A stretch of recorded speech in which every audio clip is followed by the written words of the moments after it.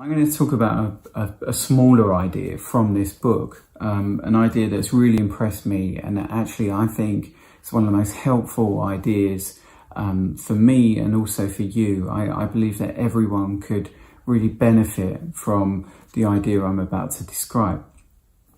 So in a short section of this book, Nietzsche describes a theory which he describes as redemption, and we often think of redemption as being associated with religion, about redeeming the world, cleansing our sins, and things like that. So we go on a journey. If we've sinned, or we've done something bad, or we feel bad about ourselves, or ourselves are devalued in some way, we go on a journey and we seek redemption, and we find redemption usually in religion through supernatural means. We're bequeathed redemption from a higher power. Nietzsche was a materialist and an atheist. He did not believe in any kind of higher power. For Nietzsche, the world is the world. There's no perfect world beyond the world. There's no heaven. There's no order. The world is just the material existence that we live imperfectly, and that's all we've got. So redemption immediately takes on a whole different connotation, merely by being contextualized in Nietzsche's other writings about the Übermensch and such like. So the redemption that Nietzsche is talking about is a redemption that's about self-sufficiency. There's no higher power to bequeath redemption on us, so we therefore must be self-sufficient and actually redeem ourselves.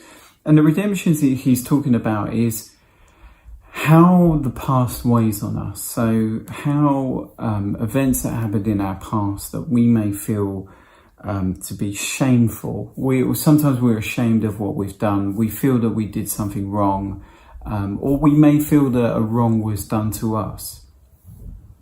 And Nietzsche tackles that with his idea of redemption by suggesting that how you are now, there could have been no other way to how you are now if what in the past had never happened. So every single event in the past, in your past, and every kind of atom and molecule in your body and that makes up your environment has to be in its place for you to be exactly what you are at this very moment that we call now, right? So this is really important.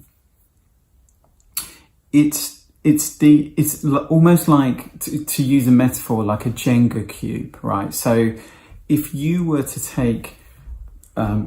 build a huge Jenga tower, and all of that Jenga tower is all the moments of your past, the infinite amount of events that happened in your past that make up what you are today. If you were to take out one of those shameful moments, one of those moments that you feel sorrow about, that whole tower would collapse. So what you are at this very given moment is a product of everything that's happened in the past, this chain that goes back behind us of cause and effect that makes us what we are now. And it's at this moment now that you realize that you are in control. You can create yourself at every given moment.